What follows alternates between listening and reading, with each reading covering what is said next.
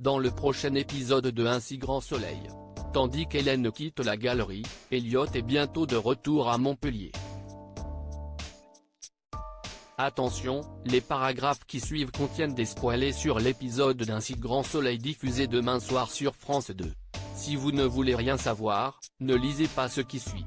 Jeudi 29 février 2024 dans Un si grand soleil. Hélène quitte la galerie au commissariat. Yann informe le commissaire Beckett que Christian Perrac avait vendu des Défino à 3 personnes différentes. Si le commissaire espère que l'un d'entre eux acceptera de leur laisser une toile pour la faire expertiser, Yann lui explique malheureusement qu'ils ont tous refusé car ce ne serait pas dans leur intérêt de prouver qu'ils sont faux.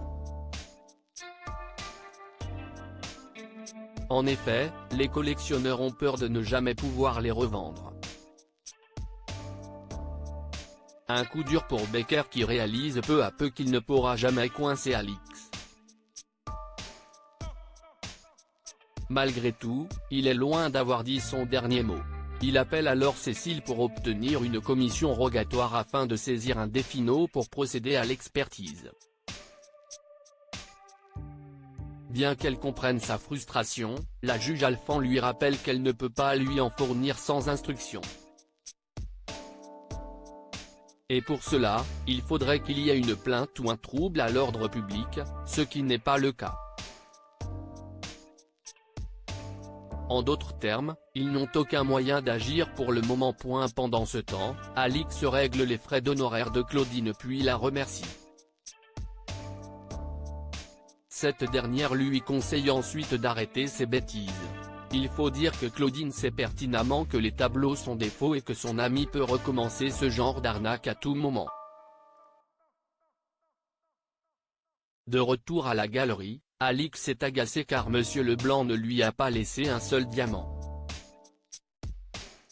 De son côté, Ulysse s'en moque. Pour lui, l'essentiel c'est qu'il ne soit pas envoyé en prison.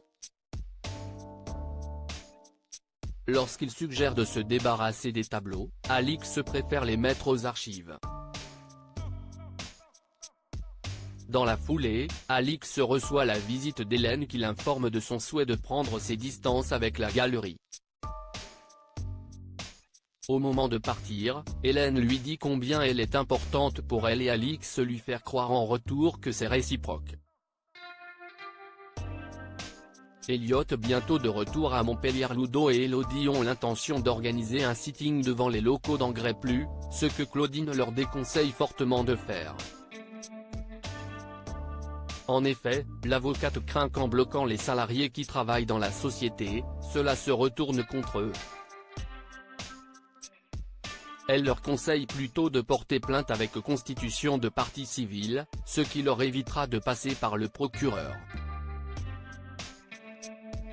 Et comme la greffière de la juge est la femme du docteur Cresson, cela ne peut que jouer en leur faveur. Claudine et William rencontrent donc Cécile et Chloé afin de porter plainte. Après que l'avocate a accepté de payer les 10 000 € de consignation, la plainte est déposée. Sans perdre de temps, Chloé et Cécile se mettent à éplucher le dossier. À la ferme, Élise et Elodie font une balade à cheval et s'arrêtent dans un coin qu'Élise aime beaucoup. Sur place, elles en profitent pour s'embrasser. Non loin de là, Cécile annonce au procureur Bernier que William a déposé une plainte avec constitution de partie civile. Si le procureur espère qu'elle est arrivée aux mêmes conclusions que lui, la juge lui répond qu'elle a étudié attentivement les pièces du dossier et qu'elle n'est pas du tout de son avis. C'est pourquoi elle le prie de revoir sa position en demandant une enquête préliminaire. Elle lui laisse même quelques jours pour y réfléchir. Florent, Claudine et Johanna font quant à eux le point sur les affaires en cours. Lorsqu'elle les informe que le cabinet a payé la consignation de la plainte de William, Florent lui rappelle que ce n'est pas à eux de supporter les risques financiers. Cependant, Claudine est certaine qu'ils vont gagner. En parallèle, Ève reçoit un appel d'Elliot. Dans la mesure où Manu ne sera pas là, la professeure de français lui confirme qu'elle pourra le récupérer à l'aéroport comme convenu.